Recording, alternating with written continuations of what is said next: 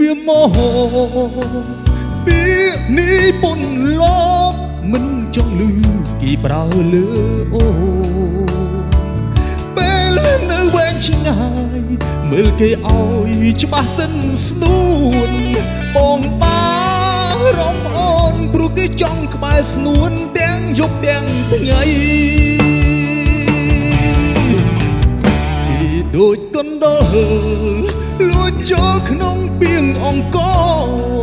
ឃើញអូនឆើតល្អខ្វះក៏ទុកជាចំណៃបើប៉ុនដោយខ្លួនគេភ្លួងអូនហើយក៏ដងដៃកុំចង់សាក់អីចរណៃស្ដាយដំឡៃដែលថ្លៃខំតែអូនឲ្យគេគៀងរលាចាក់ជាមិនខានបងដាស់តឿនកលយានបងមិនចង់បានអ្វីទេ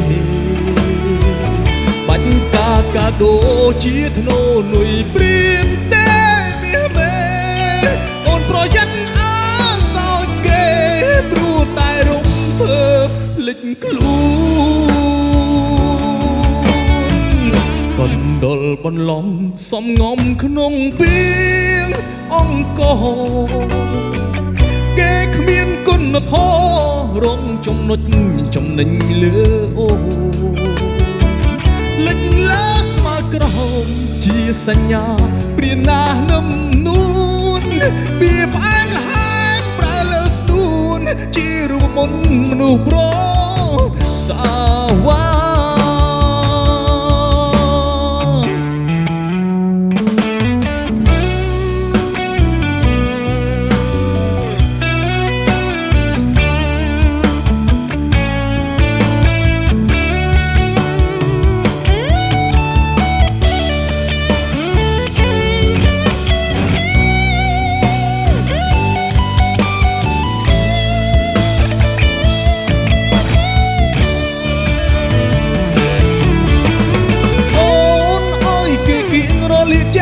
មិនខានបងដាស់តឿនកលយានបងមិនចង់បានអ្វីទេបាញ់កាដូជាធ្នូនុយព្រៀនតែមាសមេអូនប្រយ័ត្នអើសោចគេទូតែរំភើបលេចខ្លួនកណ្ដុលបន្លំសំងំក្នុងពា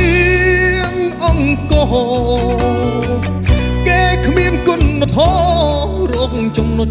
ចំណេញលើអូលេចលើស្មើក្រហមជាសញ្ញាព្រាណានឹមនួនពីផ្អែមល្ហែមប្រើលើស្នួនជារូបមន្តមនុស្សប្រ